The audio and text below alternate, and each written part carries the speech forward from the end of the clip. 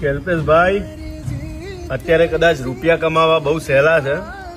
માણસ 20 કરોડો અબજો રૂપિયા કમાવી લે છે, પણ આ જગતમાં મારો અનુભવ એવું કહે છે કે જમે જ્યારે તકલીફમાં હોય, તમારા માથે એટલું બધું લેણું થઈ ગયું હોય અને મુશ્કેલીમાં તમને ઊંઘ ના આવતી હોય ને, તો આ જમાનામાં વ્યક્તિને એક માથું મૂકવા માટે ભાઈબંધનો સારો ખભો મળે ને, એ બહુ ઓછા લોકોને મળતો હોય છે.